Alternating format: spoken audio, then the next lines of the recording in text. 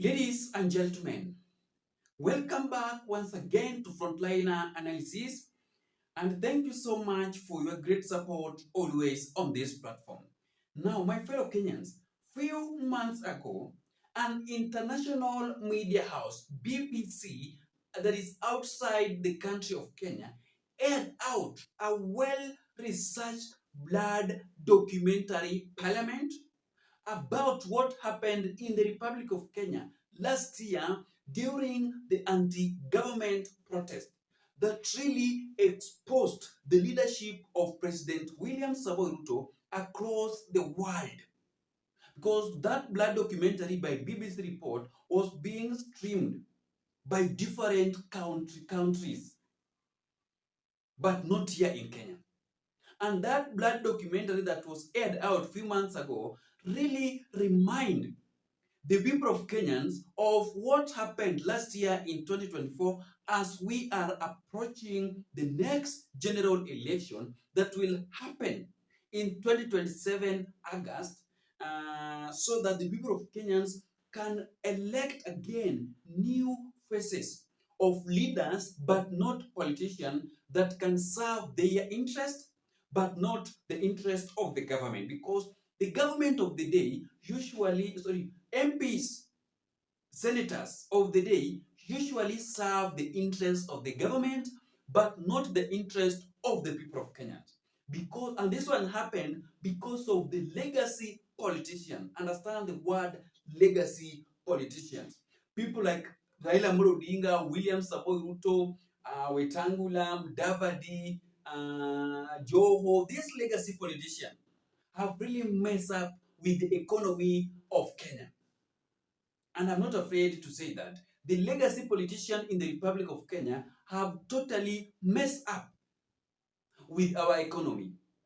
And I think that with our economy, yes.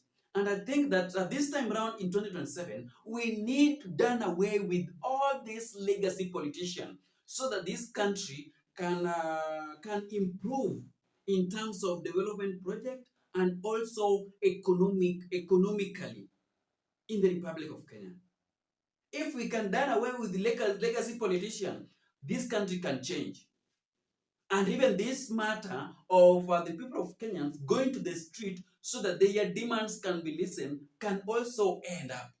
Because that is the language that the government of the day normally had. When they see us on the street, that is the moment that they will realize that, oh, these people are serious about what they are talking about or what they are trying to raise out. Now, yesterday, the former impeached deputy president, Gachagua, that is giving President William Samoei Ruto a sleepless night, pushing Ruto with Raila to corner so that he can find a better way to challenge President William Samoei Ruto in 2027 election, tweeted something on his social media platform on Facebook. And allow me to read it to you so that you can understand what Gachagua was trying to talk about. As we approach the 1-year anniversary of the Gen Z protesters, it is initially painful clear that this administration have learned nothing about the listening to the people rather than embracing dialogue and reforms. The government is escalating its crackdown on dissent, using fear and intimidation to silence those who speak out, especially as the new finance bill approach. I agree with that statement, that first statement. It is true that the government of William Samoei Ruto have not yet even resolved some of the demands that the Gen Z in the Republic of Kenya raises during the anti-government protest. There is nothing that have been solved. There is none of them that have been solved by this broad-based government, because the broad-based government was formed to solve the problems of the Gen Zs. But that one have never happened. And I keep on telling you on this platform that broad-based government was formed to unite the billionaires together. People like Joho, John Mbadi. They mean the CS of ICT, Kabogo, William Kabogo, Oparanya, Opio and I. So that these people can help President William Samoei Ruto to win election in 2027, but not to serve or to resolve the interest of the Gen Zs in the Republic of Kenya, and also to serve the interest of the people of Kenya. Right now, we are having a new finance bill, and this finance bill is now being hidden like a ban. They don't want the people of Kenya to smell the strategy that they have used this time round to form the new, to how they have arranged the new finance bill of 2025. They don't want the people of Kenyans to know this truth about what is happening. They just want to pass it so that the people of Kenyans can start crying, but they are crying while the bill have already been passed. That is what is happening. The harassment of Rose is unfortunately just the beginning. Interior CS Kimchumba Murkomen recent call to criminalize so-called fake abduction is nothing more than an thinly veiled attempt to suppress the dissent who decide what is fake.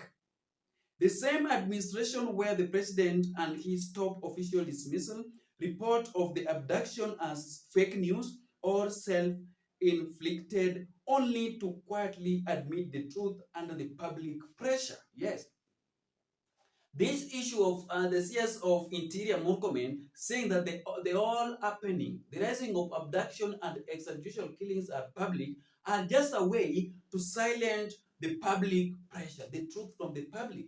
They don't want the people of Kenya to continue condemning their government on bad things. Thirdly, if the state can so easily lie and dismiss the abduction as hoaxes and then prosecute those who speak out, what recourse remains for victims or their families? This is a calculated move to manage public outrage and surprise criticism by turning the pursuit of justice into punishable offense. Now, more than a year, Kenyans must remain vigilant. We must speak up for our rights and for each other. I call the immediate release of Rose Njeri and urge all Kenyans to stand together against the silence of our voices. Our future depends on it. Ironically and curiously, this is the same administration shedding crocodile tears on Gen Z and their blood and pretending to ask for forgiveness melancholically, if there is any misstep, we apologize. According to that statement, Rigathi Gachagua is trying to remind the people of Kenyans that we need to stand vigilant. We need to end this issue of intimidation. We need to focus on 2027 election and matters that are affecting the people of Kenyans and challenges that we are going through, like illegal arrest, illegal abduction, extrajudicial killings. But the government of President William Samoei is trying to deny them that those are fake abductions and fake news across the country. So Rigathi Gachagua is just trying to waken up the minds of the people of Kenyans as we are approaching the next general election that will happen in 2027, just 2 years right now, not even 2 years, 1.5 years, because this year have already ended. We are in June, so we are only remaining with few. That's 1.5 years, this year and next year, because 2027 it will be all about election campaigning. Yes. So we need to be more keen, and we need to be more careful as we are going for the next general election so that we can elect our new leaders. Thank you so much, ladies and gentlemen, and let us keep on listening and believing to what Rigathi Gachagua is trying to tell the people of Kenya, because few days after Ruto himself asked for forgiveness to the youth in the Republic of Kenya, one of the youths in the Republic of Kenya, a lady, was arrested by creating a website that have really exposed 2025 finance bill. Why were they arresting that girl, Jerry? If they agree that what they did was good, by 2025 finance bill. If their arrangement or their program behind finance bill was good, why were they arresting that young lady? If they know very well that this time round they have tried to minimize or to maximize 2025 finance bill without much over taxation, why did they arrest that young lady?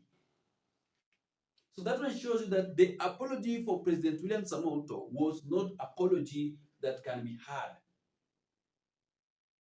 or that can be listened, or that can be welcomed with the youths in the Republic of Kenya, or to the people of Kenyans at all. Thank you so much, ladies and gentlemen, and see you in the next video. Bye-bye.